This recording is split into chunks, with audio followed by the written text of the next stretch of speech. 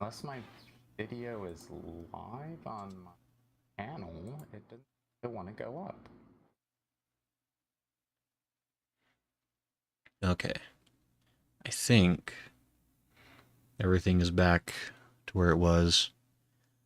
Hopefully OBS doesn't crash now that we're done with Elden Ring forever.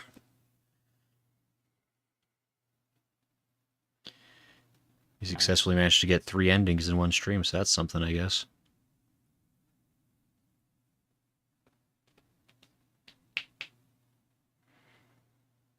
So, how's everyone doing? We keeping you on your toes? Why is... Hold on. Wait, something's not right. Hold on, just a sec. Oh, that's why. Just a second. I realized I broke something. Hold on. Broke something? That's not good. What? I just realized I need to like pull the YouTube chat back Okay. up correctly because right now it's not up. Yes, thank you. Although I don't exactly hate the idea of just being able to casually ignore Hatun without consequences. But where's your Christmas spirit? That's not until July. I still have a whole month to not have that. Jesus. Wait, is that not... Wait, did that not work? Hold on. Why isn't that connecting up with...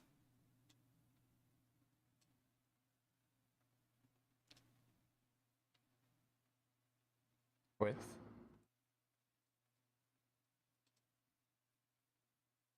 Hold on. I need to...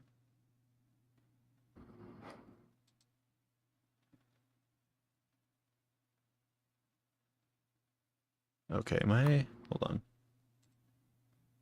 Okay, so I'm live. I have an unstable connection on Twitch for a mysterious reason, but that's fine, I guess. It'll probably only be there for a little bit. Okay, why isn't social stream... Well, I might have to close this and reopen it. Okay.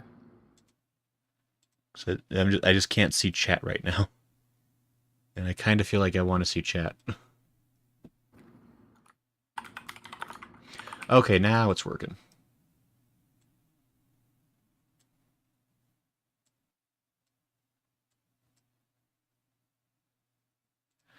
So Aeon wants to know if we're a fan of Mech Warrior. I don't know if I've ever played that. Which is, I can leave, and then you would need to explain to Lala why I left. Oof. Oof. Betsy says, did you do it? Oof. Hitsu. We did do it. We super definitely beat Elden Ring. The game didn't bug out and crash at the last second and prevent me from gaining victory, because I would be unbelievably furious if that had happened. Especially if it, like, maybe soft locked me out of the final area where you actually complete the you mend the ring. That'd be a real bummer of a way to end a stream series that has been going on for 8 months. That would super suck. Gray, where's your Halloween spirit? Like, I mean, a failure of this caliber would make me question all of the decisions I've made. Like, Mozzie says, Hatun's too fun to leave. Okay, I think everything's working. Do you have my stream up for the vid? I have it up.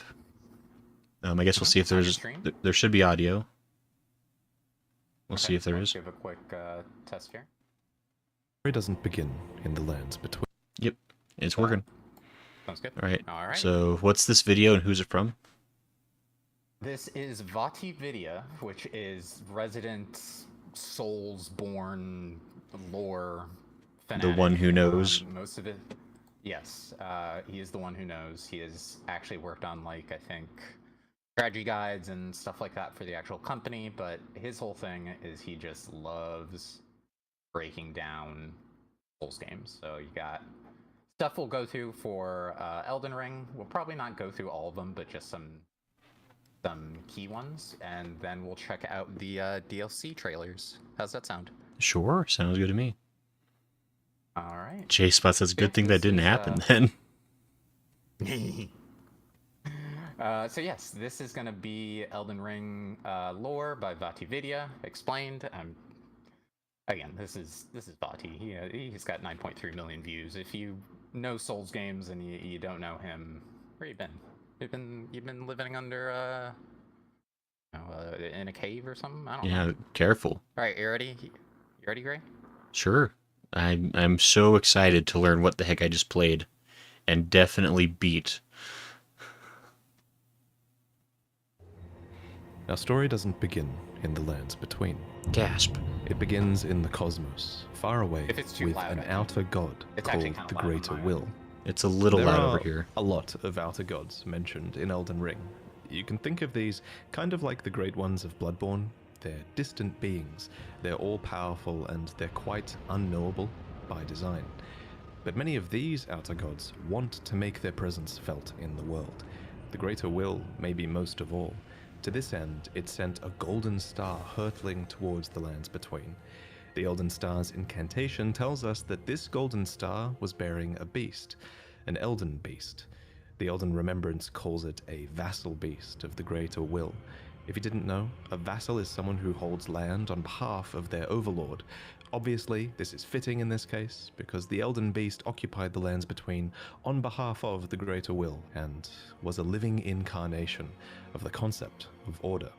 As such, this beast would later become the Elden Ring. The Elden Ring itself is made up of runes of power, some great, some small, that together represent a sort of logic for the world to follow. Thus, the Elden Ring represents order.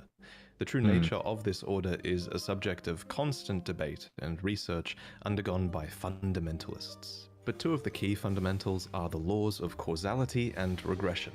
You can think of the law of causality as cause and effect, where actions have consequences, and those consequences are new causes that branch out into infinity. These are the relationships between things. Then there's the law of regression that states that all things eternally yearn to converge and return to their roots.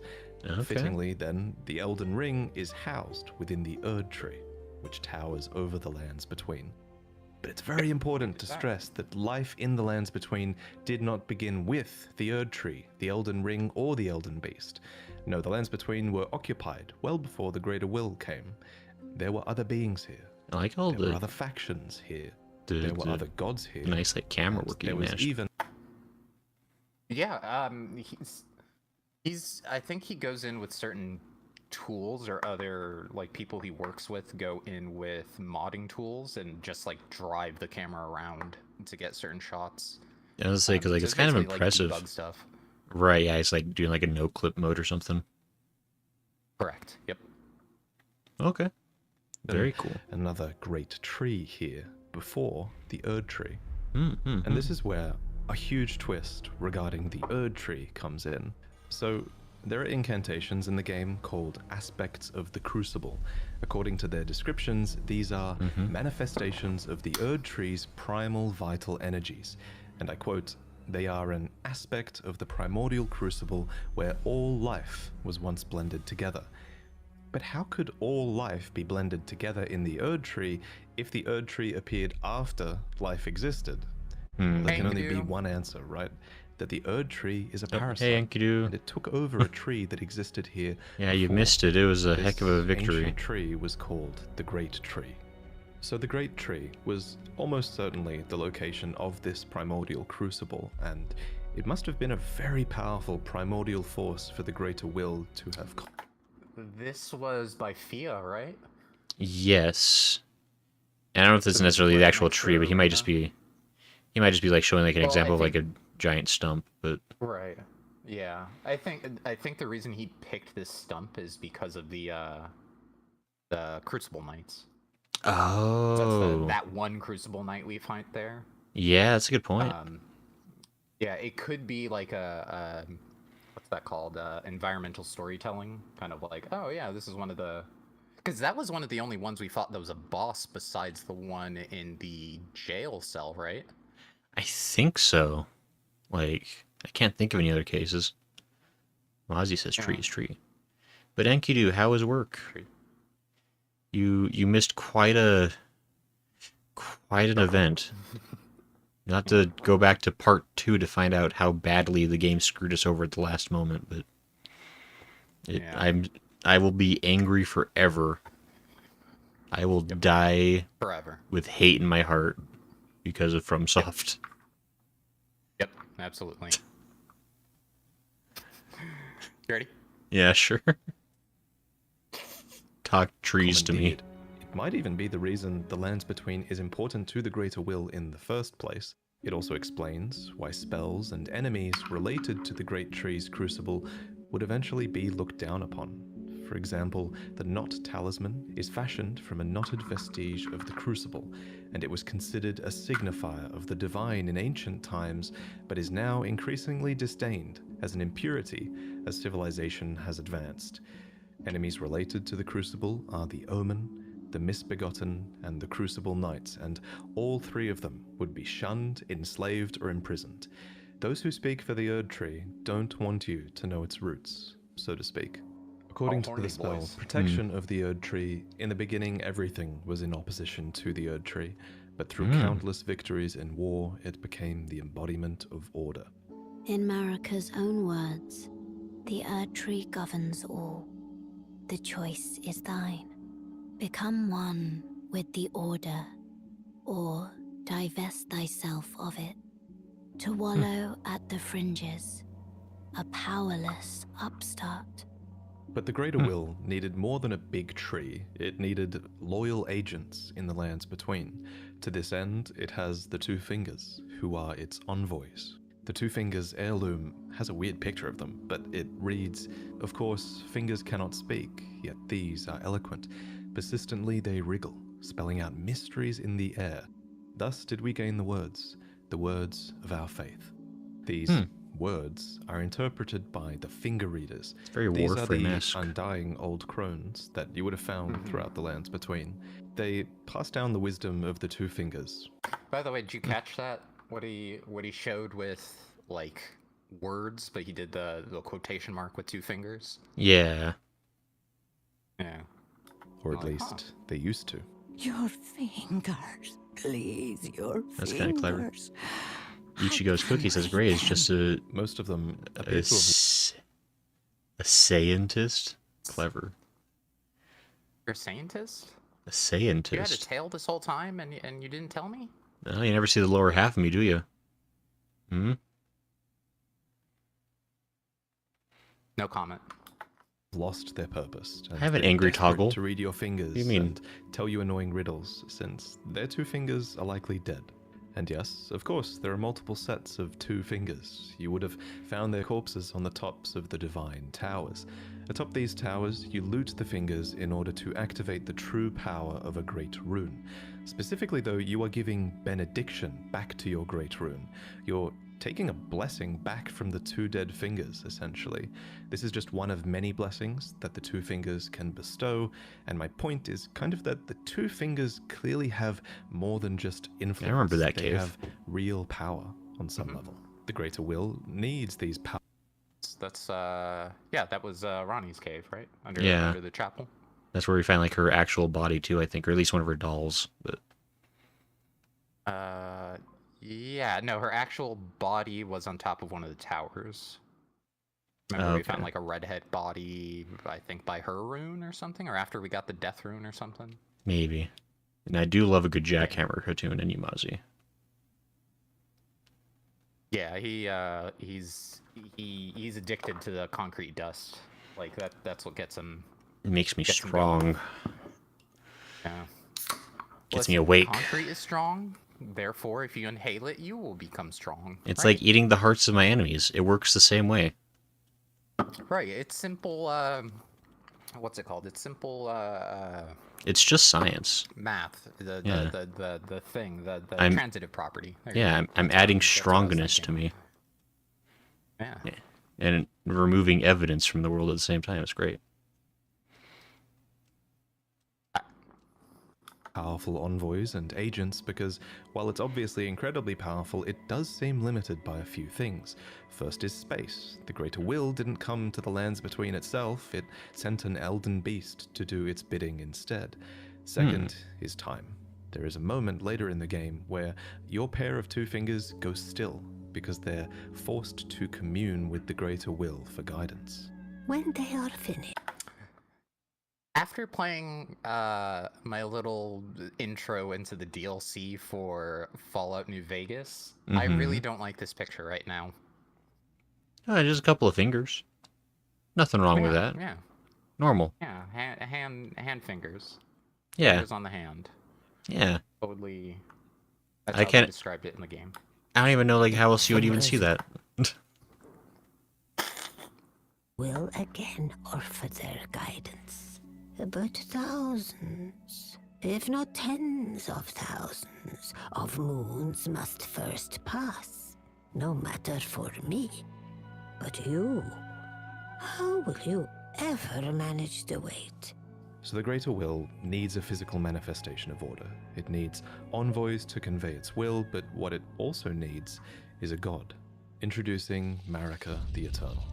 I have this utterly enormous mind map of Elden Ring's lore, and there's a reason she's at the center. He uses She's Notion. essentially the equivalent of Gwyn from Dark Souls, except unlike Gwyn, Marika didn't just crawl out of the dark and find power. To an extent, it seems like she earned it. We don't know much about her origins, except that she is of the Numen race, which is actually an origin that you can choose in the character selection screen. Numen come from outside the lands between, and are supposed descendants of denizens of another world, long-lived but seldom born. At some point, Marika was chosen as an Empyrean. What is an Empyrean? Well, an Empyrean is a being chosen by the Fingers as a candidate for godhood. As an Empyrean, Marika received the aid of a shadow to do her bidding. So what is a shadow? Well, Pling, pling, it's a plong. wolf, shadowbound to its Empyrean by the two fingers. She got a Luna Princess Rani is another example of an Empyrean with a shadowbound beast. You would have met Blythe. These creatures are the Empyrean's very own shadow. They are By the way, anytime you need me to pause it gray for questions or comments, just let me know. Okay, sure thing.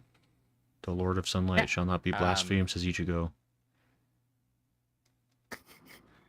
I guess people don't like that he slandered Gwyn. I didn't even think he slandered Gwyn. I He mean, was just spitting facts. just suggested that Gwyn dared crawl out of the dark. Hey, listen, everybody did that except the dragons. Dragons were there. I mean, I can't trust anybody that has like a sometimes vowel as the only vowel in their name. That's just sus. So Yeah.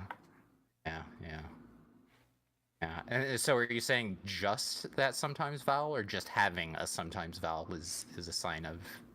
if you only have a because I sometimes need to vowel, know. only a sometimes vowel is no good. Can't trust them because they're too back and forthy. Hey, Goodsworth. Okay. So you're basically saying they need to pick a side. I am Yeah. never And for late, just why? nor am Okay, I Yeah. early. fair enough. completely loyal to their needs and, by definition, incapable of treachery. Marika's shadow was a beast called Malakath. Every Empyrean uses their shadow in different ways, but Marika's sole need of her shadow was as a vessel to lock away destined death. So what is destined death? Well, according to Enya, it's the rune of death. The rune of death goes by two names. The other is destined death. We mentioned earlier that the Elden Ring is made up of runes, and at some point, maybe when she was chosen as a god, Marika plucked the rune of death from the Elden Ring. She gave the rune of death to Malakath, her totally loyal shadow, who bore a black blade imbued with this rune. That was a fun fight. It's kind of genius, kinda cool. really. In a single act, she removed the concept of death from the lands between, while also commanding total control of death through her shadow, who could deliver it at her whim. Now, some of you might be asking, if death is removed from the lands between, how come I can kill this dog? First off, shame on you. Second, from a lore point of view, that dog isn't really dead. It's simply in the process of its spirit, or its soul, returning to the Erd Tree. Catacomb dungeons, for example, are specifically constructed near the roots of the Great Tree for this reason, so that the Erd Tree can reabsorb their ashes back into it. This process replaced the concept of a death that you were destined to have. But this random spirit outside of a catacomb dungeon says it best.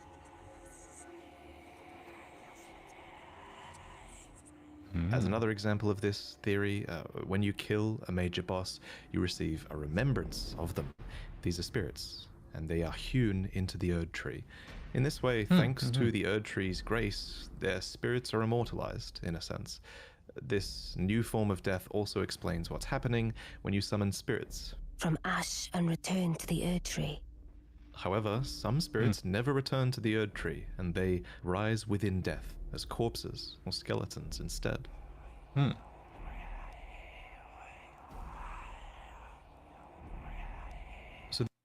So it seems like everybody, like, what's his name, D and his brother, and like going after Fia was basically just like, nope, we can't have death come back. Nope, no death. How dare you? They don't like it, I guess. Yeah. Can't trust you. Don't say GIF. Probably you don't say like This GIF. was the You say GIF. You just spell. You say it how it's supposed to be said. Ichigo. It's simple. That's simple. Yeah. Duh. That's why I hang out with Drayson all the time. Big preach. Yep. By the way, the closed captions definitely picked up your name as Grace when I said that instead of Jason. Well, That was, I expect a interesting. higher degree of respect then. I only give respect to true Elven Lords. Theory that Mirka tricked Malika then helped Ronnie get the Room of Death to kill Godwin the Golden and start the Shattering. I mean, sure. That could have happened. For all we know. Seems like Mirka really got the short end of the It's stick on important that to plan stress then. that it was in this moment, when the Rune of Death was removed, when Destined Death was taken, this is when Order became the Golden Order. The forbidden shadow plucked from the Golden Order upon its creation. Specifically, this was Marika's Golden Order.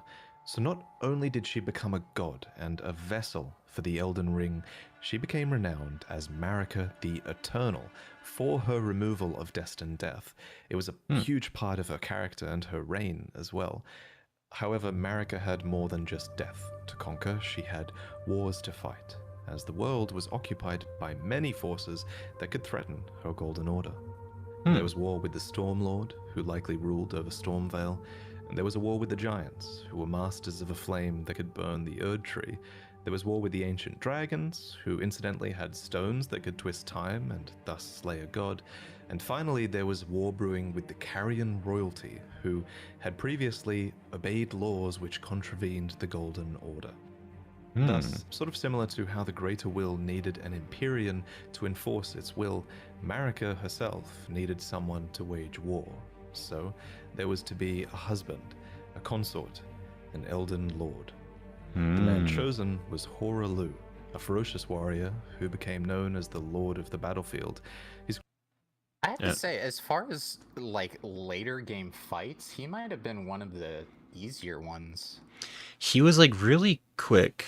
Like Like it only he had a took lot us of like the AoE moves, but like once you got the rhythm of like he'll do a move, then his stomp, like it's just like okay, do a move, jump, do a move, jump. And it's like okay. right. Like even like phase 2 like wasn't that much harder, but Yeah, and granted, we had what 3 people at that time, maybe 2, depending on when somebody died, but and we were fairly over leveled, I think, collectively. So yeah, I mean, it was a that's cool just gonna fight and happen with how we concept though. played. Yeah, no, I really dug his kind of like warrior mode when he like took in the lion companion. Right. But Crown was warranted with strength, and while it was for this strength that Marika married him, He was also required to take a vow to conduct himself as a lord. To suppress the ceaseless lust for battle that raged within, Horulu took the beast regent Sarosh upon his back. You'll notice this is another example of a beast being given for the purpose of serving order. Thus, in this moment, he went from being Horulu, warrior, to Godfrey, the first Elden Lord, consort to Queen Marika, and a certified demigod. Godfrey and Marika had 3 I'm sorry, the lion on his back chewing on his shoulder just was like, man, Angela's done that to me to get my attention. Yeah, you know. Like, hey, buddy. It's just like, hey, pay attention to me. Hey, I want pets. I mean, he's probably telling you to contain all that ceaseless bloodlust you have, Smo. Yeah, well, I can't help it. demigod Sirash is a children hungry together. boy. There was Godwyn the Golden. Enam. Yeah. Godfrey and Marika had 3 demigod children together. There was Godwyn the Golden, who you saw being killed in the opening trailer, and there were also the reviled Omen twins, Morgoth, who guards the Erd Tree, and Mohg, who became Lord of Blood. You might think that Godric was another demigod child.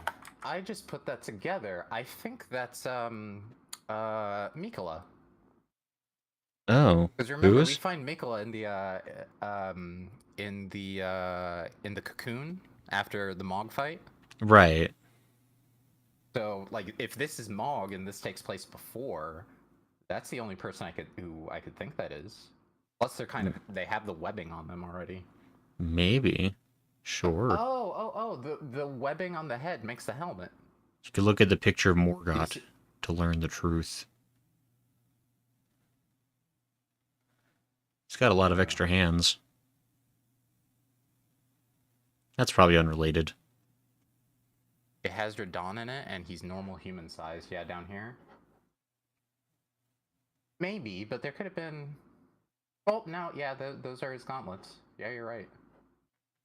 Huh. Wild Omen That's probably a twins, coincidence. Could be Morgoth, anybody who that looks guards like the Erd Radon. Tree, and Mohg, who became Lord of Blood.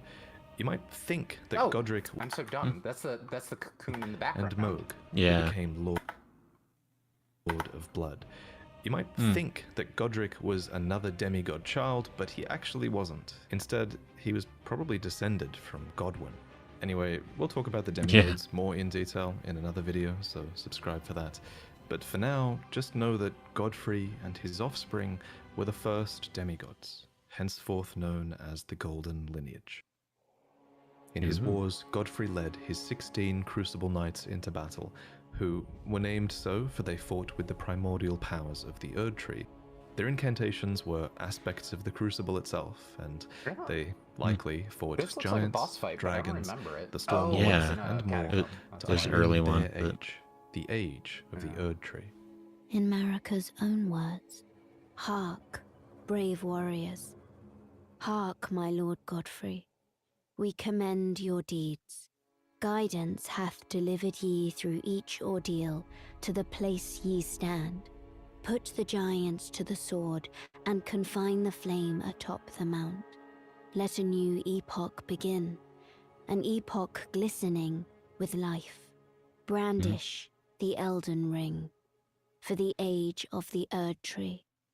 The Erd Tree would go on to be largely seen as a blessing for all of those in the lands between, especially those close to it in Lanedell, the capital city of the Erd Tree. The tree bestowed blessings. For example, the dew that dropped from its branches were like jewels. It loomed overhead as a constant reminder of order, and its roots reached far and wide, relieving many of the burden of death. In fact, Erd Tree burial was one of the highest honors a hero could receive. One by one, the previous factions of the world fell. The giants were put to the sword, and their fell god was killed by Marika herself. The ancient dragons broke down the walls of Lanedell, but met fierce retaliation. However, I think the House of the Erd Tree Explains the one encountered the fine. most trouble Right. against the land to their southwest, Like the dead one. Leonia. Here, the House of the Moon repelled their offensives time and time again.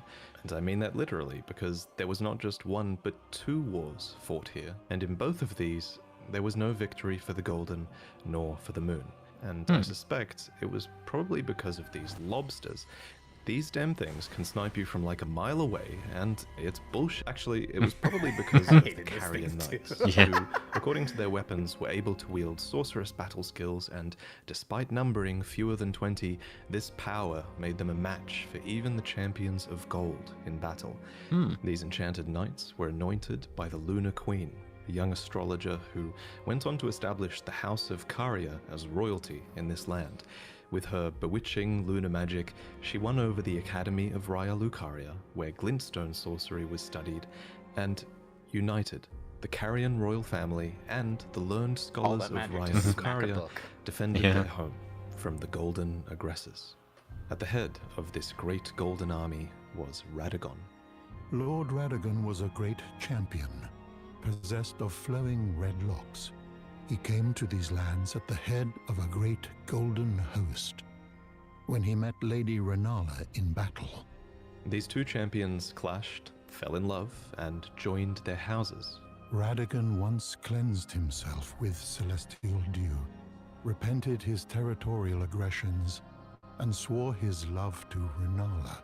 The order of the Erdtree and the fate of the moon were conjoined.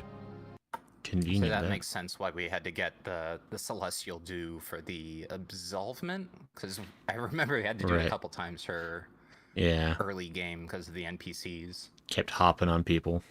Oops. Yeah. Whoops. And all the wounds of war forgiven.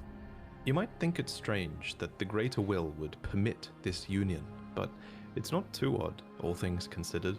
As with most From Software games, sorcery and faith are just two sides of the same coin, and both of these powers stem from the cosmos.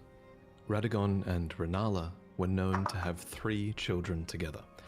Lunar Princess Rani, who inherited her mother's propensity for lunar magic, Radan, who took after his father Radagon and would go on to master gravitational magic, and Rykard, who pioneered new hex sorceries and would go on to okay. feed himself. So that makes sense because he was in there. Yeah.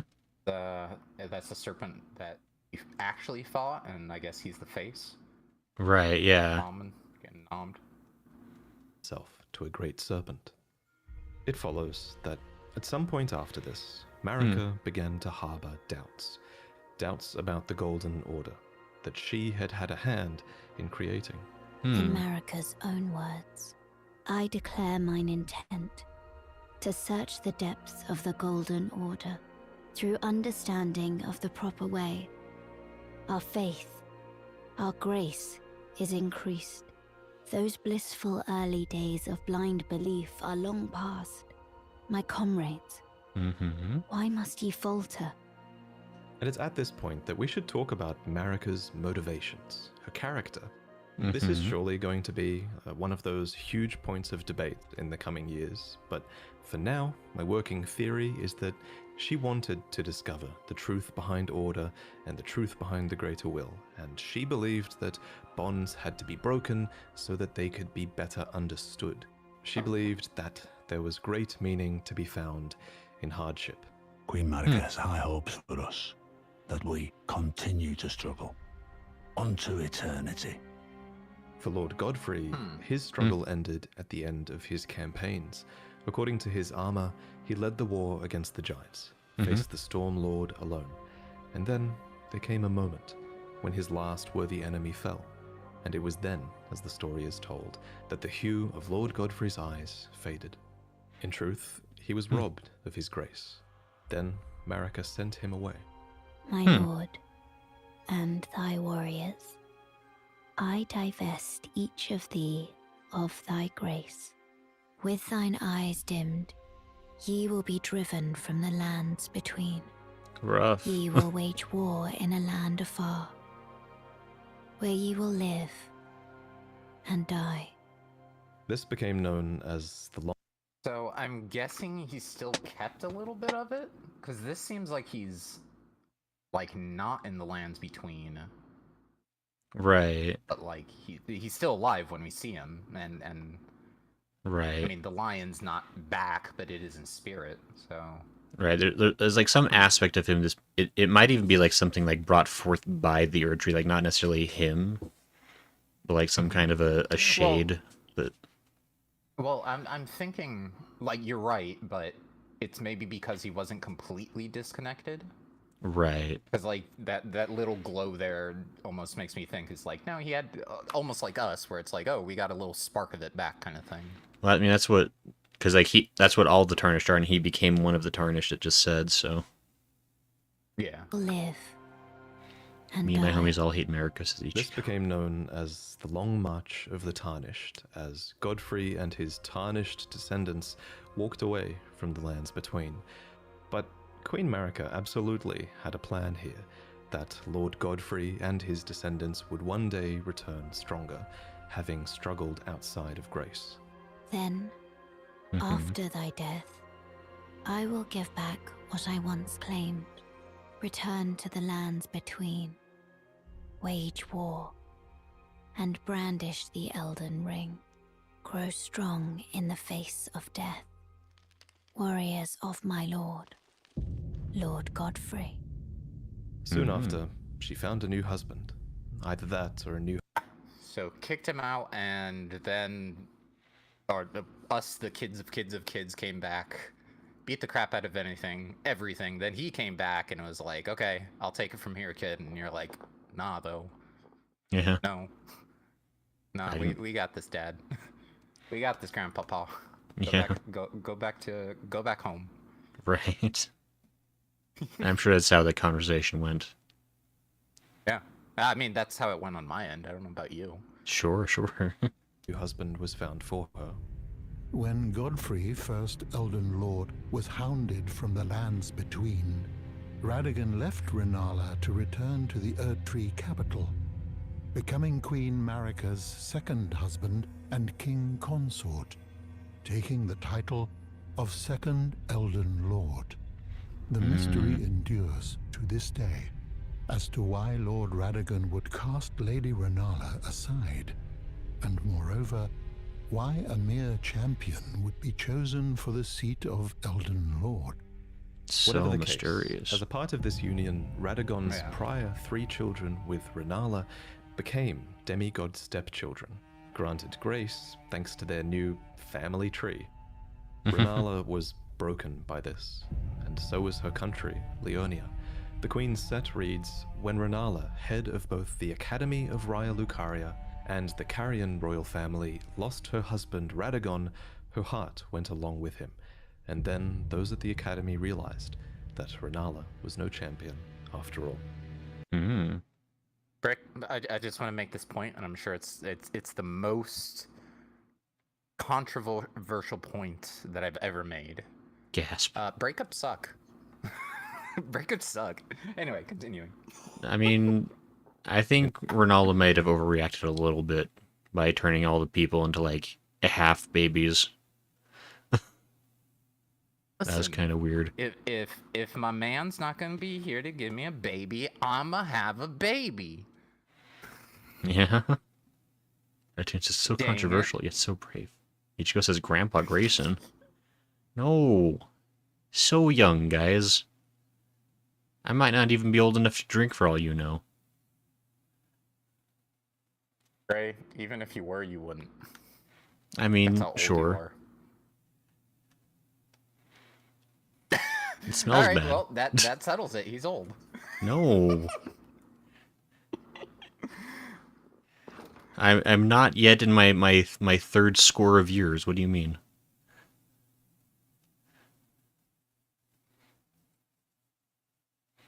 We're gonna hit play here, and I'm gonna pretend like I am not either. In the wake of Radagon's betrayal and Renala's poor judgment, Leonia struggled with civil war, with the Academy of Raya Lucaria on one side and the Carian royals on the other. And it's here, during the age of the Erd Tree, that Lunar Princess Rani, daughter of Renala and Radagon, stole a fragment of the Rune of Death. Mhm. Alright, getting some lore here. After the House of Caria and the Academy found out Renala was no champion at all, they locked her eternally in that library. Ah. Dang, Queenie, you so depressed. Go back to your room. Just stay in there. Just go back to your room. Sleep it off. Yeah, it'll be fine. During the golden age of the Erd Tree, long before the shattering of the Elden Ring. Someone stole a fragment of the Rune of Death from Malekith, the Black Blade. As mentioned previously, Malekith was Marika's shadow, and he had sealed destined death in a black blade. Then a fragment, only a fragment, of this Rune of Death was stolen. And once this happened, Malekith went a step further in protecting destined death. He bound the blade within his own flesh, such that none might rob death ever again. It was too late, however. This fragment of the Rune of Death was used immediately, that night, to kill a demigod, Marika's own son, Godwyn the Golden. That was the first recorded death of a demigod in all history, and it became the catalyst. Soon, the Elden Ring was smashed, and thus sprang forth the war known as the Shattering. I don't Now, like that. There is a lot of really... I'm guessing this is when he turns into the big goopus monster we see by Fia. Right, I Big, guess. like, fishy monster. Yeah, it's gross. Incredible evidence that Marika was behind this plot to have a fragment of the Rune of Death stolen. There's also a ton of evidence that Marika is behind the entirety of your Tarnished quest, but we'll talk about that in another video. For now, all you really need to know, in terms of the timeline at least, is this. After the marriage of Marika and Radagon, and after a fragment of the Rune of Death was stolen, Marika went on to shatter the Elden Ring, and Radagon attempted to repair it, to no avail. The Elden Ring had been broken into runes, some great and some small. You know, it's said that Lord Radagon harbored a secret. A famed sculptor of the Erdtree capital was once summoned to render Lord Radagon's likeness in giant stature, when he glimpsed the skeleton in Radagon's closet. And as such, it's said the great statue harbors his secret too. Of course, the huge twist in Elden Ring is that Radagon is Marika, or depending on what you believe, he became her, for she knew it was going to happen. In Marika's own words, O Radigan, leal hound of the Golden Order, thou art yet to become me. Thou art yet to become a god. Let us be shattered, both. Mine other self. You can tell when From Software is keeping something a little bit open-ended, and of everything in Elden Ring's lore, this will also go on to be one of the biggest unknowns as we move forward. For example, the wording, thou art yet to become me, reinforces that Marika and Radagon were two separate entities before the Shattering. However, in contrast, there is also evidence that Radagon was always part of Marika. For example, Enya says that The demigods are each and all the direct offspring of Queen Marika. But how can this be if Radagon married Renala and had those demigod children? The only way that makes sense is if Radagon was always Marika and he just went over there to seduce Renala long ago. I'll present more concrete theories in the future, but on this matter, the most important thing is, what do you think? While you can figure out a ton of Elden... Sorry, I have to just say, this shot is incredible. Yeah, it's a good one. The fact that the electricity is still going off of it, but he's standing still is... Like, I want that as a statue. That's awesome. Pretty sick. America's Zeus America's confirmed. Zeus confirmed. I mean, Zeus did, like, changing up shape all the time, so... She also did, or he also did, like, screwing everything up, so... Oh no. Oh, and Ichigo has lore about... I guess Renala did attempt to make babies, but I guess if you're trying to make babies out of one person, ends up with like a half baby, which I guess makes sense. With those kids that were trying to sing around her. Yeah, her sweetings. Nah, he just like, hey Black Thunder. Nah, he just like screwing everything. Listen, I was trying to be, you know, kind of subtle about it, but you're right. Hey Black Thunder, it's nice to see you. I haven't seen you in a while, bro. Howdy. Yeah, Lord Dive. Yeah, we're Ring learning story. everything. Not all of it is open to interpretation. Certain things are, and this is one of them. And your interpretation is a big part of what makes this story special. At any rate, the union of Radagon and Marika seems to be a union of two fundamental opposing laws of the Golden Order. We mentioned these laws earlier, actually. There's the law of causality, and Marika is an agent of cause and effect. And there's the law of regression, as Radagon is a character who aspires to be complete and regress together. So I have a theory that forcing these two beings that represent these concepts together would have corrected Marika's deviance. But even so, she was imprisoned in the Erd Tree for the crime of the Shattering. Marika's trespass demanded a heavy sentence. But even in shackles, she remains a god and the Vision's vessel. The conjoined Radagon and Marika even had two demigod children of their own, Mikola and Millennia. These two children were born afflicted. Mikola was cursed with eternal childhood, and Millennia harbored a horrific rot within. Even so, these two children were both chosen as Empyreans. They were immensely sacred beings, and eligible to inherit godhood from the Greater Will. Perhaps the Greater Will was just desperate to find a worthy successor, and indeed in the Shattering War to come, many would try to claim the shards of the Elden Ring, and they would try to take the throne, including, of course, the Tarnished, who returned from their long march at long last, which we'll talk about in the next main lore video. I should probably also mention here that if you become a patron, you'll see I think that's basically the end. I think the this is upcoming lore Patreon videos stuff. early, as that's one of the rewards you get if you pledge to the $3 You gotta become tier. patrons so If we you think can my see the channel video really early, adds so a lot hurry. of value to the Souls games for you, to the point where you pledge $20, then in this new tier you'll receive a new mug every 3 months that has a unique This design. just in. to Having do with the babies with games yourself by From gives you Software. unhealthy There are babies. 4 to collect. What? The first one you'll get is inspired by I Dark Souls, then Elden Ring, then seek to Sekiro, prove and you wrong, finally Ichigo. Bloodborne. And they all have fantastic art that I worked on with an amazing artist Ridiculous. named Chu. But anyway, I figured this is the right place to end this video because the information here is going to be overwhelming. I bet it probably was too overwhelming, you know? It took me ages to commit these names and the relationships they had with other characters to memory, so I hope you guys are doing alright.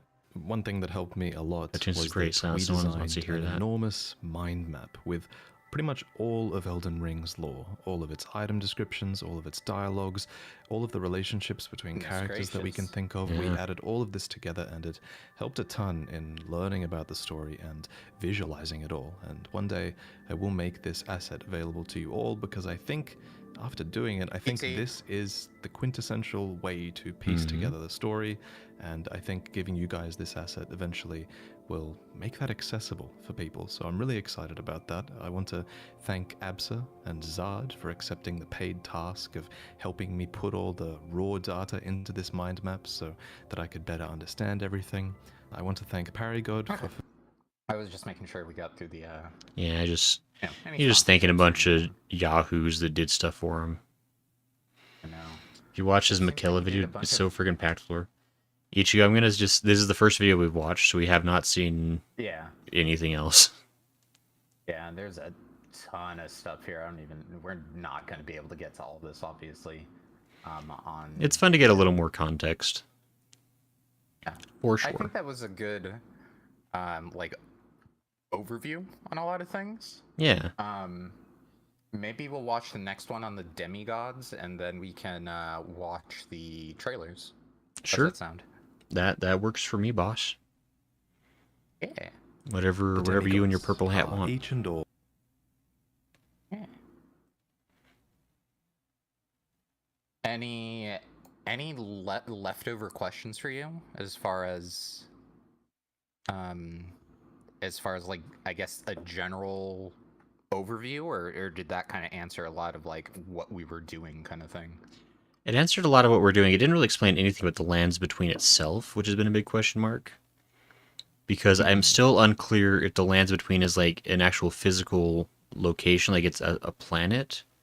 I mean, I guess it would just represent like a singular continent of the whole planet. So I don't understand like why.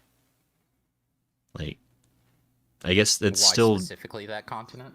yeah. Like, why is it so? Like, what was so so sweet that the Greater Will's like, I want this. I guess the tree, or something about the tree, because what they were explaining about like the crucible and everything like that, and the tree that housed it, maybe that's what it was after. Yeah, Like, but it it was, sounds like like, it took beeline everything it. over so easily. This like was that really like anything worth it? Like it seems like it's been like a lot of work for nothing that it really got back. But I don't know. Maybe that's one of those like, like it's a Cthulhu West being that just wants to put influence over all that kind of jazz. perhaps. Yeah. I don't know. The demigods are each and all the direct offspring of Queen Marika. There was Godwyn, Morgoth, Moog, Radahn, Rykard, Rani, Mikola, and Melania, Blade of Mikola. Melania, Blade of Mikola. Melania, Blade of Mikola. And Melania. Not again. All of these demigods had fallen from Oh, grace boo-hoo. by the time the shattering occurred. But in this video, I want to mostly talk about the origins of these characters, who these demigods were before the fall. And some of these demigods fell a long way indeed. Before he became this unsightly mess, Godwyn the Golden was quite the heroic figure. He was born of the promising union between Lord Godfrey and Queen Marika, and he achieved great renown for his bravery in one of their wars at least, the War of the Ancient Dragons. This war began when Gransax, a great ancient dragon, rained calamity down upon Leyndell, marking the only time in historical record that Leyndell's walls had fallen. It's not Sorry, so that would be the dragon there. Yeah, the Black one that Thunder was like- says, if I asked Melania to a coffee date, do you think she would accept? I don't know if she drinks coffee, to be honest. Yeah, I was gonna say the same thing. I think honestly, I think she'd be more of a tea person, like Yeah. poison bloom tea, Right. She or like a rot bloom tea. like she seems like she's already like super wired out. Like she probably like would prefer more calming drinks. Right. Might be able to go to a bar with her. Maybe. You're gonna get sick anyway from the drinks, so might as well. Yeah.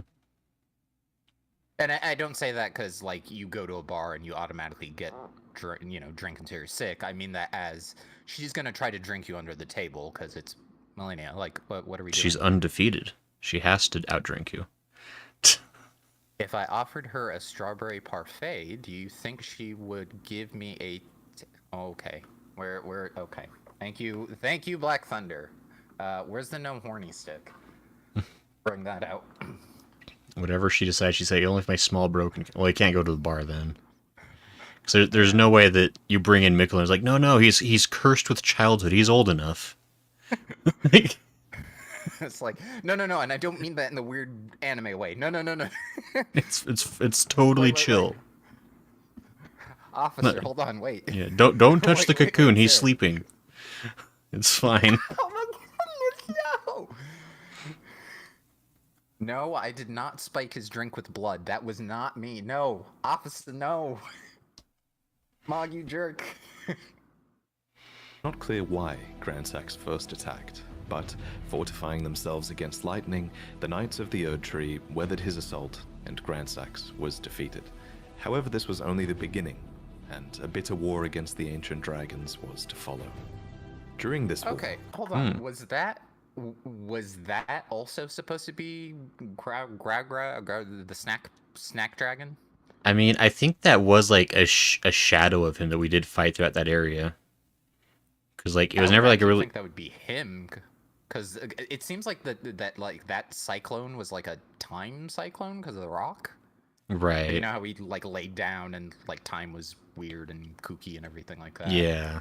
Maybe that world is just like time locked almost, like it's a freaking TARDIS kind of thing.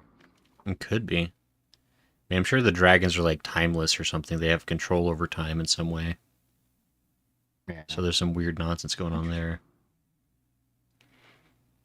the Erdtree Sentinels had an epiphany that the only way to truly protect the Erdtree was to become dragons themselves. And so, despoiling the corpses of their foes, the grotesque Sentinels served the Erdtree, but fought with the claws of the enemy instead. In the end, the ancient dragons were routed once again. Okay. In a graveyard of swords by the Stormcaller Church, the end of the war is commemorated. Here, we learn that during battle, Godwyn the Golden defeated Fortisax, called the mightiest dragon of them all. However, he did not kill Fortisax.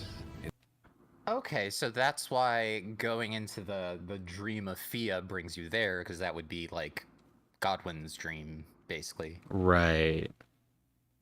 Okay. Makes okay. sense. I Instead, get you. He befriended him. And it was in this act that the powers of the ancient dragons The truly magic of became friendship. a part of Leyndell.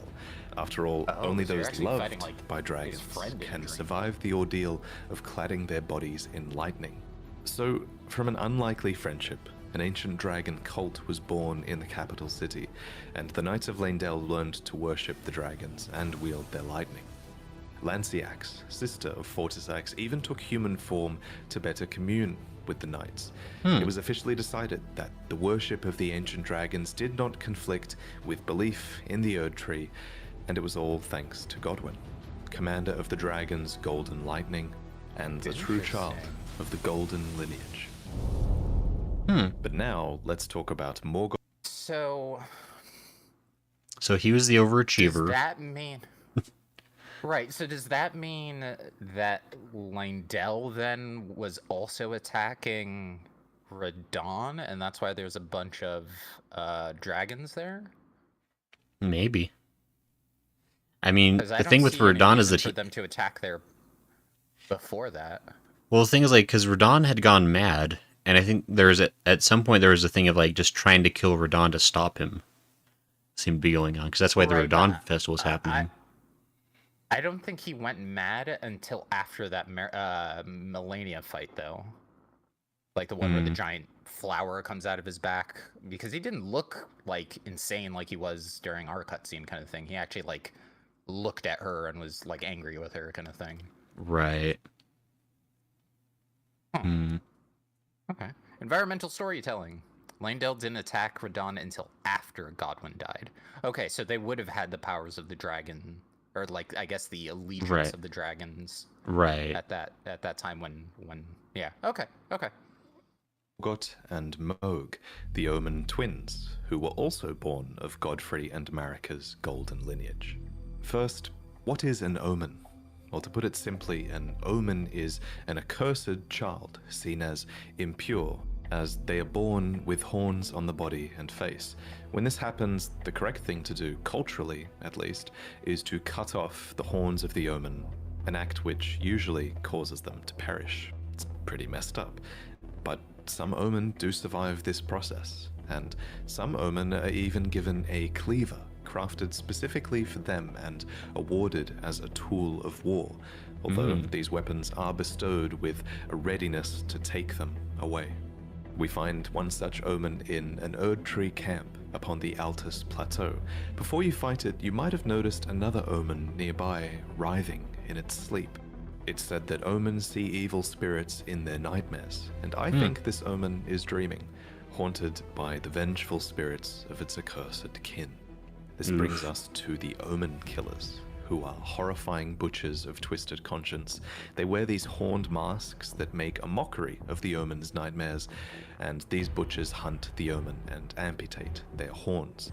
The first Omen killer was named Rollo, a famous perfumer who had to imbibe a physic to rid himself of emotion so that he could better perform his tasks. Okay. If you have to remove your emotion, you're probably that's very much are we the baddies moment at that point. No. They're doing the right thing. Listen, But- I gotta remove my emotions to do this. Are you sure this good? No. Totally, we need. I mean, it could be like the emotion of, like, disgust from cutting off so many horns. Maybe you just, like, don't want to get all vomity every time you do it. Remember, It seems many omen have their horns excised when they're very young. That's definitely disturbing enough to warrant an emotion-killing physic in my book. Fair enough. However, Fair enough. if the omen is born of royalty, then their horns are not cut off, but the omen is kept underground, unbeknownst to anyone, and imprisoned for eternity.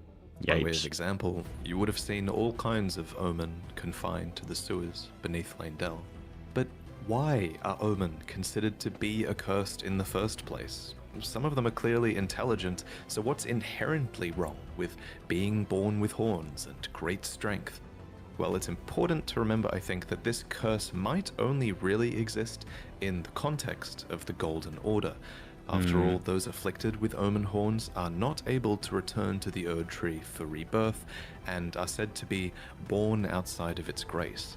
But why does the Golden Order disavow the omen, then? Well, it's hard to say for sure, but my working theory is that it's to do with the Crucible. According to this ancient incantation, horns were once an aspect of the Erd Tree's primordial crucible, where all life was once blended together. And with the exception of a couple of Crucible nights in and around And Lanedell, I don't know if you noticed, he did say at the bottom there that that could not be a place the Crucible was. You're right about him just picking like that location. Okay. Well, It just like we looks know that good. the Golden Order has started to distance itself from most things that touch upon the Crucible. While things like horns, knots, feathers, and scales once grew on the human body and were considered signifiers of the divine, now they are disdained as impurities as civilization has advanced. We learn Fun. Additionally, Morgott has a tail, and Mog gains feather wings in Phase 2. That's why Mog was doing that one move that looked exactly like the Crucible Knight dash. Oh. Got it. Okay. Piecing Makes together. sense. from the knot, scale, and feather talismans. Oh, and that's why he was using the hammer in his tail and golden glow when we were fighting. What's his first form called? The one we fight at Stormveil. Margit?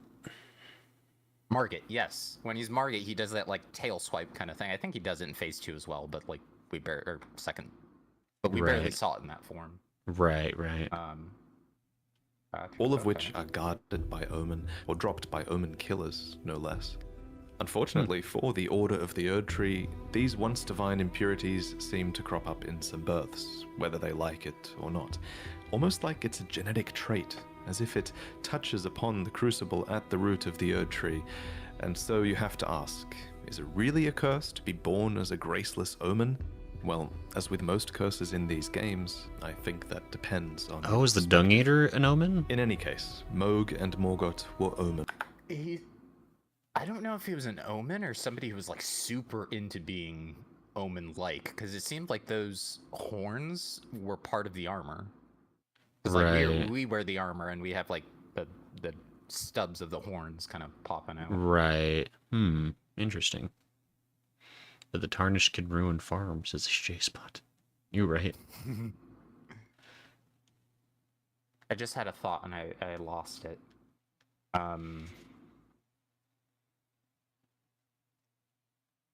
Oh, maybe that's why you need the seedbed curses. Because remember we picked those up and it was like the red goop with the horns coming out of it? Yeah.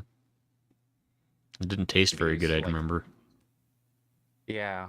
Okay. And royalty, and thus they were born into a wretched mire far below the earth, horns and all. Here they were kept under the strictest confinement. Each of them were bound with charmed shackles that were covered in roots or thorns and bathed in golden magic. It seems very few people were supposed to know that they even existed. Morgott, for his part, renounced and despised his accursed omen blood, but his brother Moog embraced it. Deep underground, Moog stood before an outer god, a being called the Formless Mother, who craves wounds, a being capable of bestowing power upon accursed blood. In this moment, Moog's accursed blood erupted with fire, and he became besotted with the defilement that he was born into. Here, deep below the earth, he would go on to build a dynasty of blood in reverence of a mother, something it seems he never truly had. As for Morgott, He was born into the same accursed fate as his twin brother, but despite not being blessed with grace, he loved the Erd Tree all the same, and even took it upon himself to crawl out of the sewers and become the Erd Tree's protector when the Erd Tree needed him most. In the end, he rightfully became the Omen King and Lord of Leyndell. Omen or not, he was, after all, born of Godfrey and Marika's golden lineage. Of course. Basically, it's like nobody else is here, and you fit the bill, so get in the robot, Mog. Yeah, congrats, you did it. Or excuse me, Morgoth. Yeah. Of course, the marriage between Godfrey and Marika would be ended, and before long, Marika remarried with another man, a champion named Radigan, who Marika calls her other half. He became second says, Elden "What good Lord daddy?" and the king Hey, consort, Deeth. but he We're learning about Elden Ring together. Yeah. also brought with him 3 children from a previous marriage that he had had with a Carian queen named Renala. These children were Rani, Rykard, and Radahn, and they all became demigod stepchildren after Radigan's reunion with Queen Marika. Possessed of his father.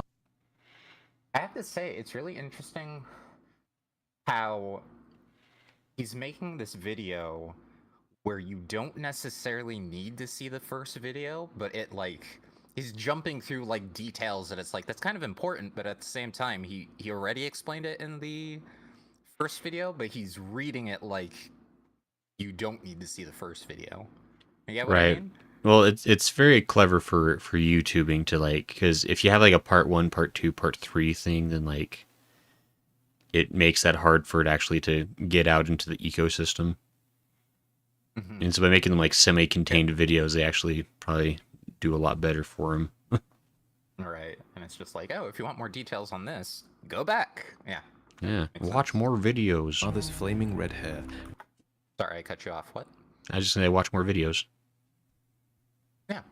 Radahn was fond of its heroic implications and considered himself to be born of a great champion. Yet he also looked up to another man, Godfrey, the first Elden Lord, Queen Marika's first husband and the Lord of the Battlefield. But Radahn wasn't just the son of Radagon and an aspiring Lord of the Battlefield, he was also the son of Renala, who was head of the Academy of Raya Lucaria and Queen of Caria. So as a Carian royal, inclined towards sorcery, Radahn bent his will towards mastering gravitational magics. Rock sling, gravity well, collapsing stars. These techniques were taught to him in Celia, the town of sorcery, all so he would never have to abandon his beloved but scrawny steed. That's... Did we find any gravity magic in that area? I mean, he was using gravity rock magic. sling? It might have been from that dungeon in nearby. Celia. Oh, in Celia? We definitely got magic there. Yeah. I can't remember what one it was, but... But I mean, specifically any gravity magic there. Maybe one? I can't remember for sure. I wasn't really paying attention to magic back then, so... But I guess that would make sense even if there wasn't, if it just was another school, because it is in, why is my brain blanking on that area's name? Liurnia? Oh, Caelid? No, Caelid, where, because that's where, it's by the Rot Lake where Celia is. Hmm. Remember that place with the invisible guys and the jumping on the towers and... Yeah, they sucked. Turning on the lights, yeah. That said, before long, his powers would be put towards a more cosmic purpose than simply allowing him to ride his own horse. Radahn was taught gravitational magic by an Alabaster Lord, a member of a race of ancients with skin of stone who was said to have risen to life when a meteor struck long ago. And when his lessons were complete, Radahn uttered these chilling words. Thank you for your tutelage. For now, I can challenge the stars. And, of course, he did conquer the stars, and the very constellations would be halted by his strength. But of course, you kind of have to ask, why? Why was it necessary to conquer the stars in the first place? Well, I have a couple of theories. Theory 1 is that it was done in self-defense. After all, according to the Sword Gravestone, Radahn was protecting Celia. What's more, gravitational magic has destructive power, and many gravitational beasts are proof of that destructive power. A being named Astel had even come down to the lands between in the past and destroyed a place called the Eternal City. What's more, Celians are descendants of the Eternal, positioned right above the Eternal City underground, so there is an argument to be made for Radahn purely defending Celia for some reason here. But it's possible for Radahn to have fought in this conflict and to have made the first move as well, so this is theory 2, that Radahn conquered the stars as a preventative measure in service to the greater will. According to a set of astrologer items, the night sky cradles fate. There's even a banished sect of people called the Nox, who live deep below the earth in eternal anticipation of the coming age of stars and their Lord of Night. Long ago, these people invoked the ire of the greater will, so it would make sense that those in service to the greater will might have sought to arrest the stars and put an end to this fate. What's more, Radahn was just a huge fanboy of Godfrey, and he seems to have more loyalty to the Erd Tree than to the moon. Finally, the telescope item description says that the fate once writ in the night skies had been fettered by the Golden Order, so surely this is referencing Radahn's actions, and it levels the blame at the Golden Order. But putting Radahn's motivations aside, it's a fact that the stars were held back, and that this had great consequences for many, especially for the rest of his Carian royal family. Let me explain. The fate of the Carian royal family is guided by the stars, as is the fate of Lady Rani, first heir in the Carian royal line. But General Radahn is the conqueror of the stars, who stood up to the swirling constellations, halting their movement in a smashing victory. And so, if General Radahn were defeated, the stars would once again resume their movement, as would Lady Rani's destiny. Lunar Princess Rani was the daughter of Radagon and Renala, and sister to Radahn. Interestingly, if you look at her true body atop the Divine Tower, it looks like she might have also inherited the red hair of Radagon. Cool detail. But unlike her brother, Radahn, she quite clearly took up. Ichigo says Radahn being more loyal to the Erd Tree than the moon makes sense because Karya is matriarchal, I guess would be. Anyway, so Rani would become head of Karya, not Radahn. Okay. Right. Yeah, Well. that makes sense. It's like he was already lusting for power Okay. against that. Okay. Right. Yeah, I can see that. He's a younger brother, so I mean, even without the hey, you're gonna become, even without it being a matriarchal society, he still would probably have that bone to pick. Right. Yeah, I After can't her trust a mother, younger Mor, sibling. who was Renala, head of the Carian royal family. I'm gonna not pause The House of from here on Karya out, has just this so we can get storied to this in the history, trailers. one that seems to go way back to the astrologers. In the Carian Manor, we find one of their treasures, the Sword of Night and Flame.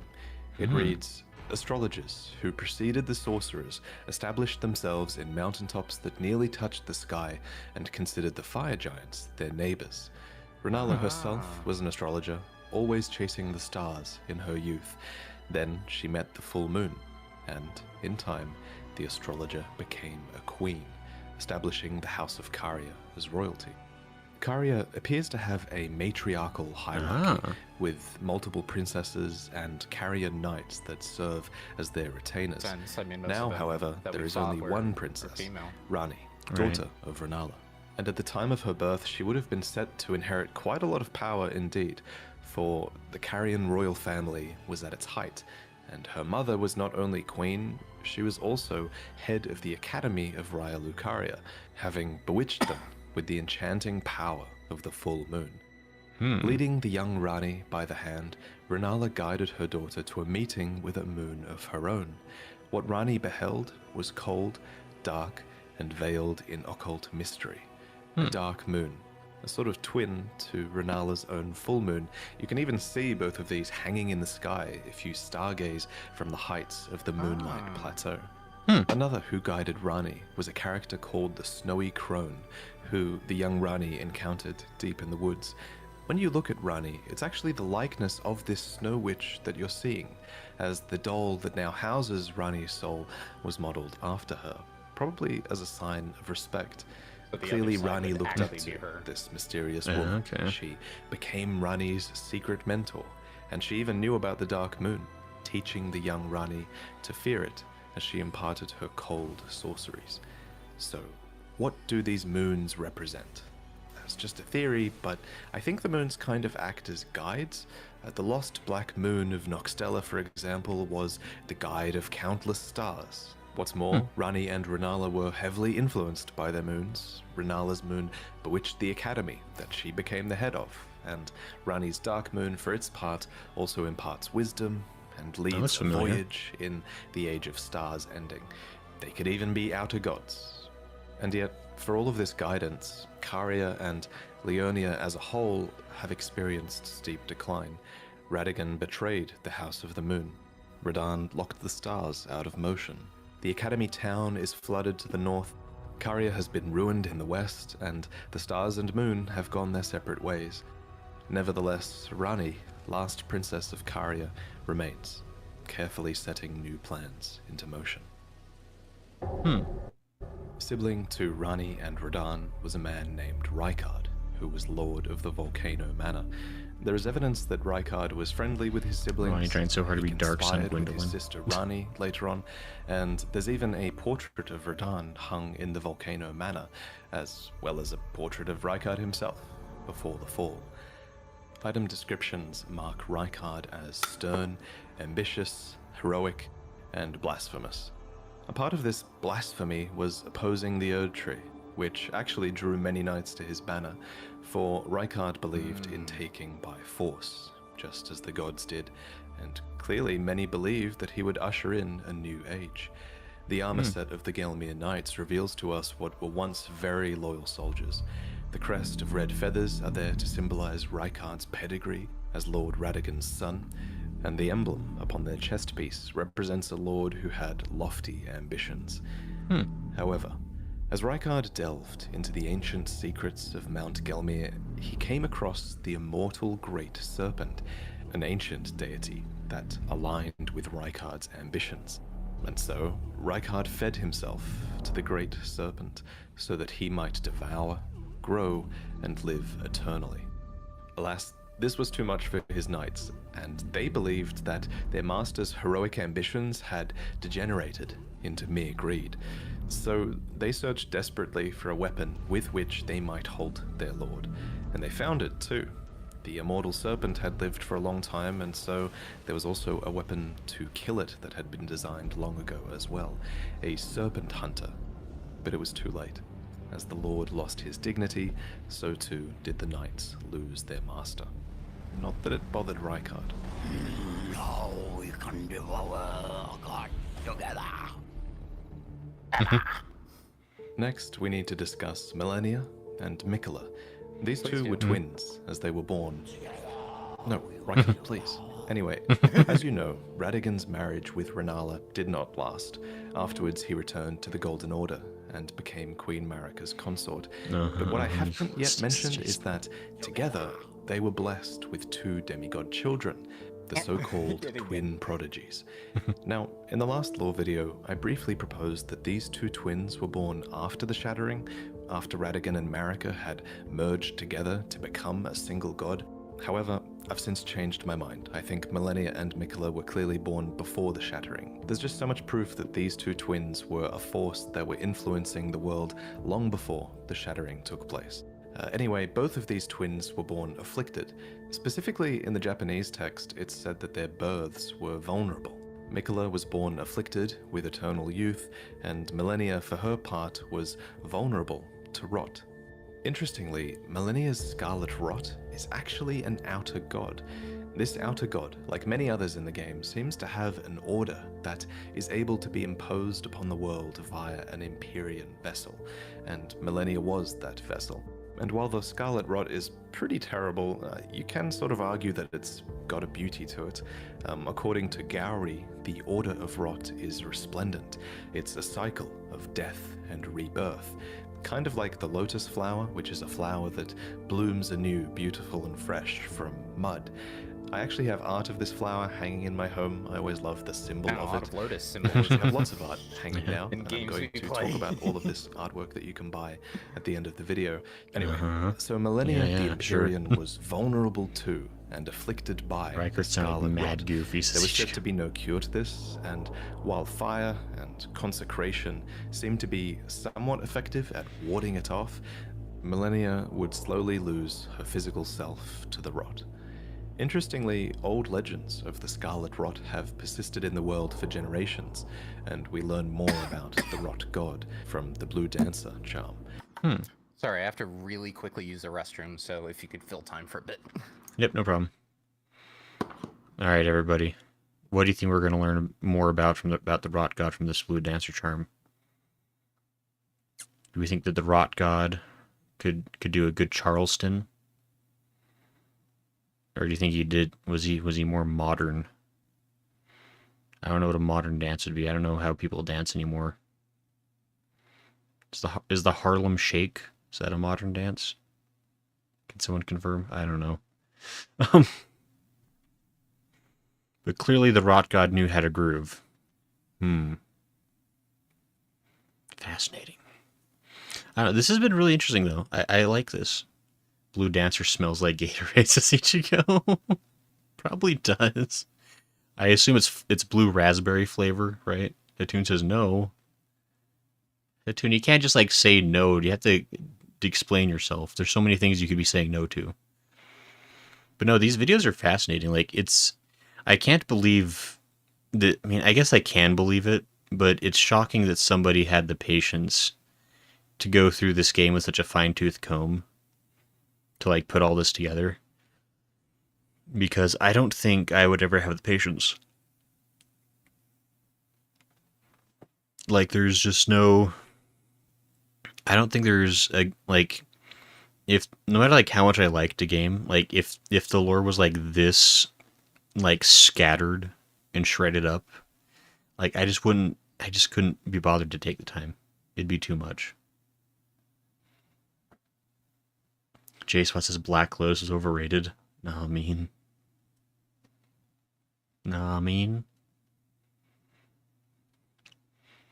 But it is interesting to finally get like a little bit more context about all these characters. And I mean, I guess I've talked about this before. Like I understand like a lot of people love the way the lore is kind of distributed in the FromSoft games. Or like you like find it piecemeal. But I just personally, I would have liked the game so much more if it just gave more concrete information more directly. Like, you can still have, like, tidbits of lore hidden around in item descriptions and whatnot. You can have, like, additional context. But I feel like the base story of the game should have been a bit more clear. Because there's so much time where, like, you just, like, don't know what to do or why to do or who to do or what and when and how. Ichigo says, the only Soulsborne game I loved enough to do this with was Dark Souls 1. I wasted too much of my life reading item descriptions in that game. And J-Spot says, lore hunting. See, I do like lore hunting. Like, I've done lore hunting in video games I've really liked. But it's like, it's because, like, the central story of that game was so good that I wanted to go out and, like, and find, like, the extra stuff you could, like, find in the world. Like, with Elden Ring, it's like, there's so little given to you. Like, it's just like so much more daunting to try to find the story. Like I feel like I'm back. Oh hey, welcome back. Environmental storytelling. It's a whole other aspect of how to play. I get it. But I feel like a game should give you like 80% of the story and then have like 20% be hidden in lore stuff. Not 20% of the story given and 80% hidden in lore stuff. I think that's a little much. But anyway, sorry, Smo. No, you're fine. Yeah, it's can- definitely a different. Actually, one of the things I remembered from an interview was that Miyazaki, the producer director of most of the Souls games, used to read, I believe, English mystery novels where he didn't understand everything and just kind of like pieced it together, which is the kind of feeling that he wanted to give when playing the game, where it's like I kind of get the gist, but like to figure things out, you actually have to go looking into it, and to figure out the full mystery, you have to almost like dissect the English like he would have had to for those Right. mystery novels. Yeah. Yeah, but So- I thought that was very like, oh, okay, that's like the reasoning, whether people like it or not, Sure. personal preference kind of thing. But Yeah, and it's his I thought game. that He was gets pretty to make cool. it his way. But Yeah. Also, we're trying to decide: yeah, is the rot god a good dancer? Then we think. Yes. Okay. Rock God is well, yeah. I mean, if the Rock God has basically taken over Melania at that point, that means that the sword move, the dance, is basically them. That makes sense. Yeah. Never really know The life the dancer game in for blue lore. represents a fairy who, in legend, bestowed a flowing sword upon a blind swordsman. Blade in hand, the swordsman sealed away an ancient god, a god that was rot itself. Specifically, this god was long ago sealed away in the stagnant water that is downstream of the Ainsel River underground. Ugh. And wherever rot appears, the Yeah. kindred of rot appear as well. These are pests and servants of the rot. And now, in the current age, these are servants that have been forsaken by Millennia, who is their new goddess. So, this blind swordsman with the flowing curved sword actually went on to become Millennia's mentor. So, technically, it's him that we have to blame for this goddamn Okay. attack. Okay. The prosthesis wearer heirloom tells us more. A talisman engraved with a scene from a heroic tale. Though born into the accursed rot, when the young girl encountered her mentor and his flowing blade, she gained wings of unparalleled strength.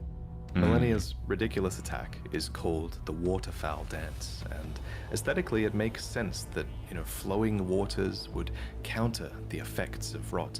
For just as still waters turn foul, stagnation turns to decay. Thus, warriors must remain ever drifting. And indeed, Millennia does resist the call of the rot. There's a lot of evidence that she's not really a willing vessel, but through sheer will and sense of self, she resists the rot, and only when she is truly pressed in battle will she abandon this will and bloom into the goddess within. Millennia's first bloom was during her fight against Radahn, and releasing her scarlet rot was a last-ditch effort that would forever taint the land of Caelid and cripple Radahn. So, whatever she was fighting for in this fight against Radahn, somehow it was worth this terrible act. In general terms, at least, it's clear that Millennia was fighting for her brother. Apart from the times where she relapses into being the goddess of rot, she is known as the Blade of Mikola. She actually goes to great lengths to tell you this. I don't know if you heard. Despite being the toughest boss in From Software history, she's actually fighting for his right to godhood, not her own. In Millennia's own words, her brother Mikola possesses the wisdom, the allure of a god. He is the most fearsome Empyrean of all. For his part, Mikola did a lot to earn his sister's dedication, not the least of which was inspiring her armor and a prosthetic of unalloyed gold. And it's not just his sister that loved Mikola, many people did. The Bewitching Branch is an item that you can use to turn enemies into temporary allies, and it reads, "Indeed, he has learned very well how to compel such affection." For his father Radagon, Mikola fashioned and gifted to him a fundamentalist incantation called Triple Rings of Light. Radagon then returns the favor, gifting back an incantation called Radagon's Rings of Light. These interactions show some of Mikola's positive connections with his father and also Golden Order fundamentalism. And yet, the young Mikola abandoned fundamentalism, for it could do nothing to treat Millennia's accursed rot. This was the beginning of unalloyed gold. So, what is unalloyed gold? Well, an alloy is a composition of metals, so unalloyed gold is pure gold, essentially, with no external mixtures. This gold apparently can ward away the meddling of outer gods, and so Mikola bent a lot of his efforts towards creating an unalloyed gold needle.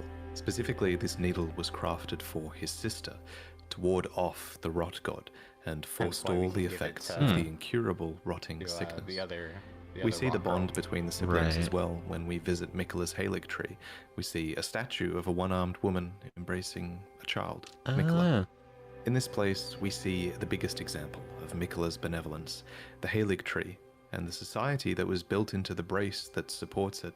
This was a promised land, seen as a salvation to many who were shunned or persecuted, provided that they can actually find the path here, of course. And like many other Empyreans, Miquela seems to have had the will within them to create a new order, and his is an order that's somewhat modeled on the ones that came before it. The biggest thing is that the Halig tree is clearly inspired by the Erd tree, but the difference is that Miquela's Halig tree is said to be accepting of all, even those the Erd tree shuns. Miquela himself was once embedded inside of the Halig tree, and he watered it with his very own blood since it was a mere sapling. Tragically, however, he was ripped out of this womb during the shattering, and his Halig tree ultimately failed to grow into an Erd tree, becoming a misshapen husk instead. But that's the story for another day. There's also a ton of cut content to do with Miquela, and he's one of the most mysterious demigods, who I'm sure we'll learn about more later. But there is one more thing that I want to mention before I go. It's kind of one theory I had during the making of this video. So, Miquela and Millennia each have their own butterflies. Millennia's is the Aeonian butterfly, which inhabit the swamp of Aeonia and are rumored to come from the wings of the rot goddess herself. And I think it's fair to say that Miquela's butterfly is the nascent butterfly, which appears as if it's just emerged from its cocoon for its entire life. This is a reference to Miquela's eternal youth and his cocoon in the Halig tree. But there is, of course, a third butterfly, right? There's the smoldering butterfly. It's said to be an eternally burning butterfly that serves as kindling. Now bear with me, but it's my theory that this butterfly is a reference to Melina, who the Blade of Calling calls the kindling maiden and the one who walks alongside flame. This might suggest that Melina is a sibling to Millennia and Miquela. Again, that's just a theory, but what I really want to talk about here is that, at the very least, Melina is almost certainly the daughter of Marika. We learned this a long time ago from looking at her name in the game's files, and we can further infer it from her dialogue, as she has a few lines that refer to mothers and one that says that she was born inside the Erd tree. So her being the daughter of Marika is also just a theory, but this one is much more concrete than the butterfly one. Although the reason I like the butterfly theory is that it gives us a hint as to who Melina's parents might have been. Her parents would have been Radigan and Marika, which is to say Marika herself alone, I guess, because Radigan is Marika. Honestly, Melina as a character has only become more mysterious since the game was released, and I'm really only scratching the surface with this theory. But speaking of times before Elden Ring was released, back then, a long time ago, I commissioned this piece from a renowned artist named Marco, and now I'm so excited to reveal it for the first time.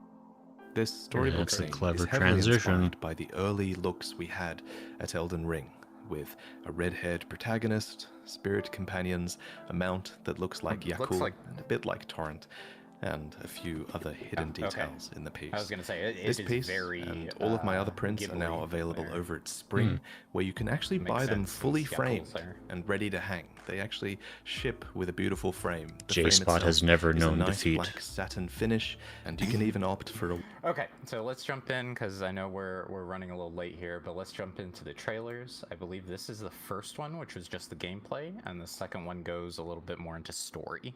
Okay. Cool. Okay. Gonna finally find out who Melina is, I guess, thanks to this trailer. Peggy 16. Yeah, Who is hopefully. Peggy? They always say that in these trailers. Are you joking, or are you being a goober, or do you actually not know? I have no idea what that stands for. I just assume it's the lady that's in charge of rating things. No, it's like a European ESRB, basically, but I forget what it stands for. Love to Well, this is strike clean America. the hearts of men. Oh, hold on, because I actually want to put the closed captions on. Oh, sure. That'd be helpful. Peggy 16. It's not working.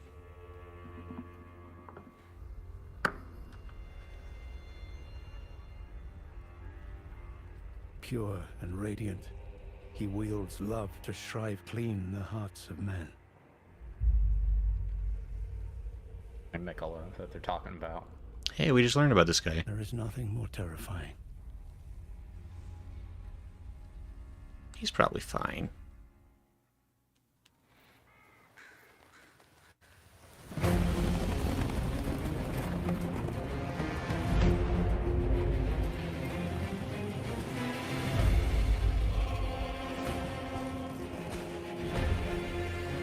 From whose software, though? In that forsaken place, blood must spill. Blood of your fellows. They are truly faithful.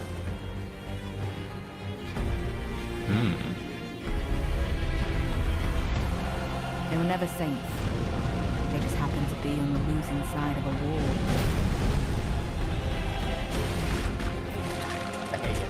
That's no good. Oh, hey, it's that guy. Or something very similar, at least. Yeah. Like a guy underneath there. Yeah.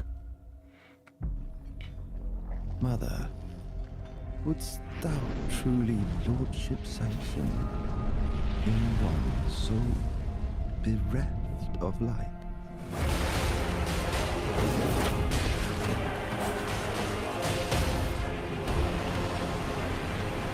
So Mikola's gonna be maybe the big bad of the DLC. I presume you, too, are keen to know just what kind Mikola is doing here.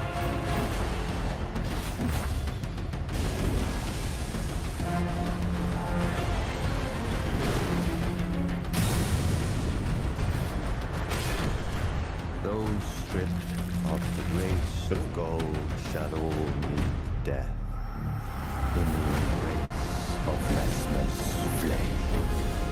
Come now, touch the withered arm, and travel to the realm of shadow. I will not be far behind. May we meet again. So that's how you enter the DLC. Oh, so you have to get all the way to Moog to get the... That's crazy. Yeah. Technically, we have access to Moog right now, I think. Yeah, since the game broke, I didn't... A New Game Plus. Yeah, I can't, so... No, easy even for if me. it didn't break, you would still be in the same place we are right now. Yeah. Like once the credit scroll goes by, you respawn in the round table. Okay. Their last words here. Oh. Guessing that's Mikola based on the hair. Right. Shadow of the Earth like Tree. Did you remember to pre-order in time? I did. Not this fancy thing, but I did get it on Steam. Like, what's even part of the Mesmer pre-order? the Impaler. The pre-order for the game? Ring of It's just a Mikola. gesture, it looks like. It's a silly And gesture. the soundtrack, is that what this is? Eh. Oh, no, I see. It's the Shadow of the Earth Tree edition, or this. So yeah, the pre-order bonus is just a... Yeah, I mean, who would want the soundtrack anyway? Yeah, especially when you can just, like, listen to it online, or I have YouTube Music and I love it, so... Okay, let's look at the story trailer. Even though that surprisingly, that dropped a pretty good amount of, like... That gave a good... beats. Yeah, a lot of context for what's going to probably be out. Yeah. Very cool. There's a theory that Mesmer might be Melania and Michaela's third sibling. Remember the smoldering butterfly that Vati mentioned? That butterfly perfectly represents Mesmer's flame. But Melina cooler than Mesmar.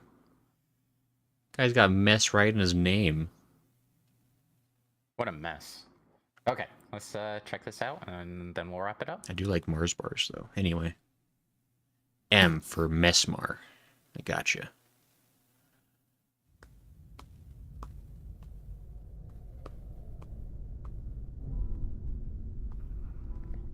Mikula the Kind spoke of the beginning.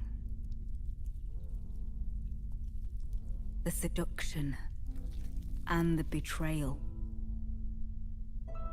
Do we want captions again or no? Oh, I'm sorry. Yeah, let me get that up. Sorry, I got really enthralled by that really nasty scene that just happened there. I was trying to figure out what was going on. Yeah, she's just Like, grabbing what some is berries getting out of a pulled out bag. of what? It's just a bag. Yeah, that's... Nothing weird. Is it just a bag?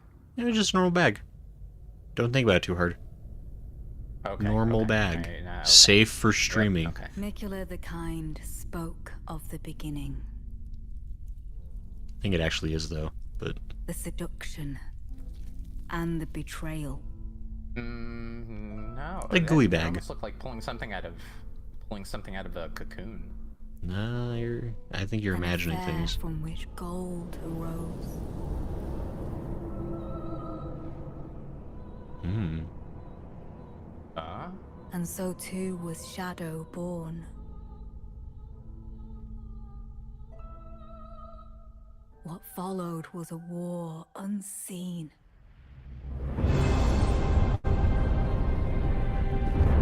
Those are cool looking. One that Yeah. could never be put to song.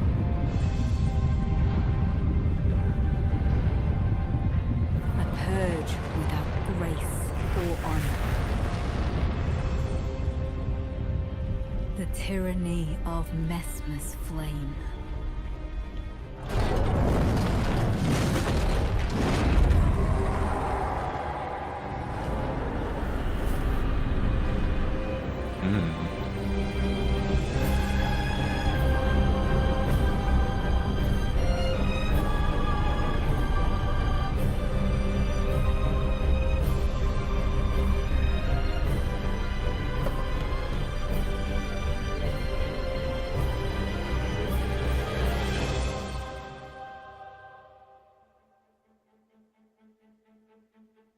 And so kindly Mikula would abandon everything. Hmm.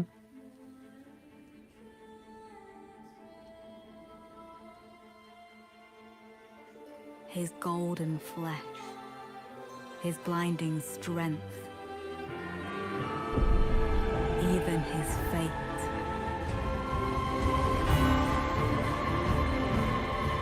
But we are not deterred.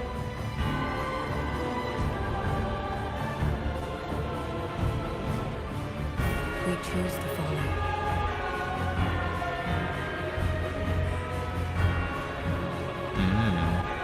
Will you walk with us?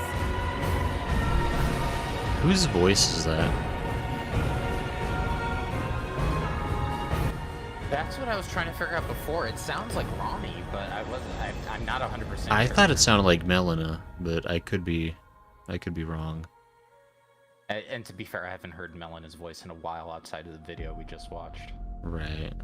So one thing I do find interesting is it's very Rykard theme for Mesmer.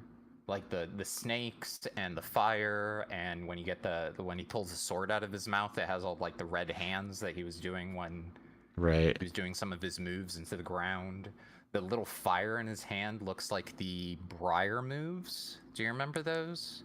Yeah, I Those, mean, the Briar Knights that had like the swords that spun and everything, and they had the big move, or what was it? It was like a big entwining move that you also took damage from.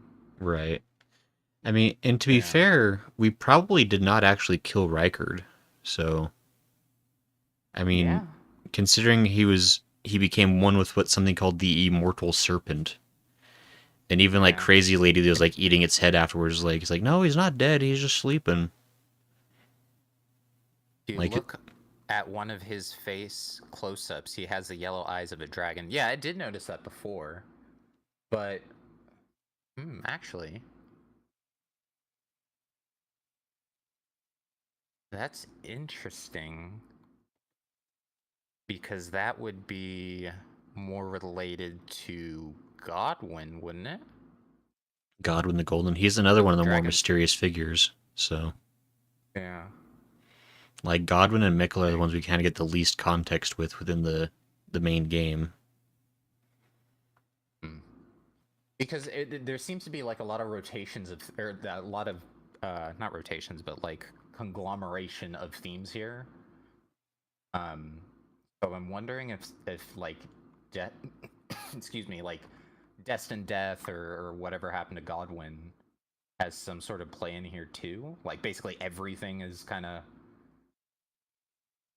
yeah, I don't know, because like of course we have the butterflies of Mikola as he's falling through the like shadow, I guess, into the shadow realm here. Right. So it's almost like it's a dream, I would guess. That's interesting. Huh. Okay, Very mysterious. Things to think about. Yep. All right, guys. Well, that was our reactions to those. That was a lot of fun. I had seen most of that first video we watched, but the second and the trailers were completely new to me. So. Yeah. Very fun stuff. Grayson, any last thoughts? What's going on tomorrow for you? Tomorrow is Sunday. Playing Final Fantasy 14. Okay, cool. Where you're heading up Mount Golg at this point? So I need to go talk to the Exarch before he dies quietly behind that rock when the stream crashed last time. Okay. So I assume he's exiting the game forever. You never have to deal with him again. Yeah. Okay. But I think there's like an event going on, right? There's like a Dragon Quest thing going on. There is a Dragon Quest thing going on. Yeah, I did it so long ago that I completely forgot. But yes, there is a Dragon Quest thing. It should be fairly short.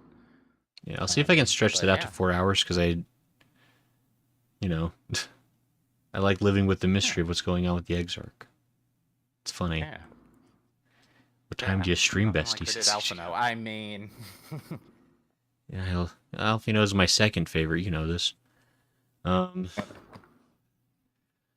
So tomorrow the stream will be starting at 6 p.m. MST, 8 p.m. EST. And then, you can figure it out from... That's Mountain Standard Time, 6 p.m. So you can kind of figure that out from wherever you are. And we usually will stream about 4... Well, actually, I guess we start at 6:30 p.m. MST, sorry. And we usually stream for like 3.5-ish hours. So let's kind of get as far as we can with more 14 story. Cool. I mean, it has a face of maybe 4 hours. As far as next Saturday, I guess it's kind of to be announced kind of thing. Yeah, I mean, there's definitely... A bit more, We'll have to probably discuss some options. 'Cause I know there's been a few things suggested. You wanted to do some Destiny, didn't you, with the community? I was curious about trying it, seeing as the newest thing just barely came out, and I apparently I have access to the whole game now. Okay, cool. Cool. Might be, I may not join for that one, but, like, it might be something to do with everyone that plays, at least. Right. And I don't know, like, how much multiplayer it is, but... It's, I think, 4 team squads. Okay. Or 4 people squads. Okay. So, they're a party size of, Final Fantasy size kind of thing. It's Warframe-esque. Yeah, exactly. Yeah, cool. And yeah, we'll keep you guys updated on what our further Saturday plans are. I'm probably going to be streaming on Monday. I'm not entirely sure what. Oh boy. Maybe we'll jump back into another Crab's Treasure or Minesweeper. do something else. Well, yeah, Minesweeper. Do that for 3 hours. Speedrun it. Be cool. Yeah. Tuesday, Gray has his... Are you doing the podcast or just another side stream on Tuesday? I'll need to... I got a message Zyga to find out and see what the goings on are. So I think Zyga is back in town, so he might be available to do it, but... Okay. Cool. We'll see. Wednesday is our anime night. It's true.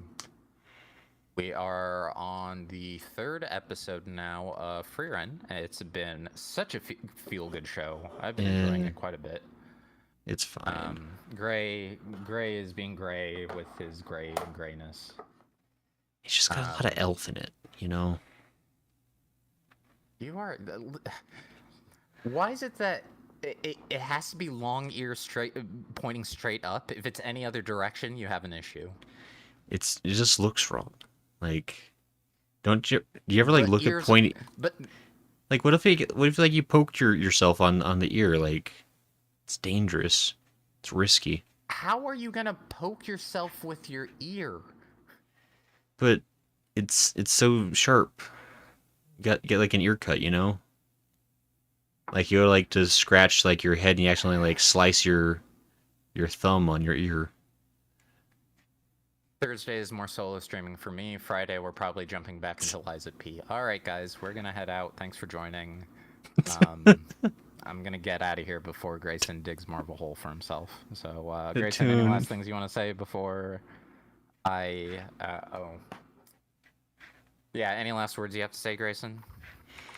I would like to absolve myself of all crimes past, future, and potentially present.